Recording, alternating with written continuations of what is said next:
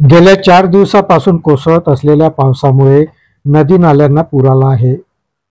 पैनगंगा व वाघाडी नदीच्या पुराचं पाणी शेतात शिरल्याने पिकाचं मोठं नुकसान झाल्याचं आता समोर आलं आहे.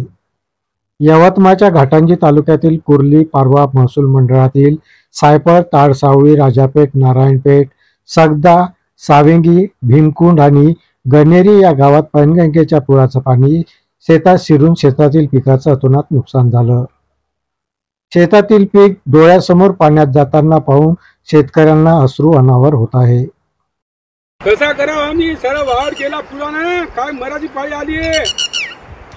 1 लाख रुपये खर्च करून सर्व वाढ पाण्यात गेला. आम्ही काय वाचाव की मराव, काय विचार नाही करून राहिलं. धरणाचं पाणी सोडून देणे आमचं नुकसान करत आहे. आम्ही काय वाचाव की मराव. आता आमदार राजू तोडसाम यांनी पूरग्रस्त भागाचा दौरा केला. आमदार तोडसाम हे वाघाडी नदी पात्रातून चक्क बोटीने नदी पलीकडे जाऊन नुकसानग्रस्त शेतकऱ्यांच्या बांधावर पोहोचले. त्यांनी प्रत्यक्ष पाहणी केल्यावर शेतकऱ्यांच्या नुकसानीचे प्रत्यक्ष पंचनामा करण्यासाठी अधिकाऱ्यांना शेत बांधावर पाठविण्याच्या सूचना त्यांनी यवतमाळ जिल्हाधिकाऱ्यांना केल्या.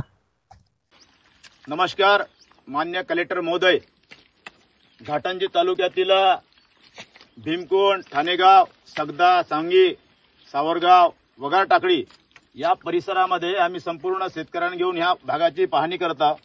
आपले कर्मचारी, आपले तहसीलदार असेल, कृषी सहाय्यक असेल, ग्रामसेवक असेल, तलाठी असेल, या सर्व लोकांना अशा प्रकारची पाहणी केल्याशिवाय खऱ्या अर्थाने तुम्हाला शेतकऱ्यांच्या शेतीमध्ये पिकाचं नुकसान झालं की नाही, खरी अतिवृष्टी झाली की नाही, ढगफुटी झाली की नाही, हे सर्व प्रत्यक्ष पाहणी करण्यासाठी तुमच्या खालच्या कर्मचाऱ्यांना, तलाठी आणि कृषी सहाय्यक आणि ग्रामसेवक अशा सर्व खालच्या कर्मचाऱ्यांना तुम्ही या नदीपट्ट्याच्या भागामध्ये जेवढेही शेतकरी असेल त्या शेतकऱ्यांसोबत संवाद साधून त्यांना प्रत्यक्ष घेऊन अशी पाहणी केल्यानंतर खऱ्या अर्थानं तुम्हाला शेतकऱ्यांची परिस्थिती लक्षात येईल.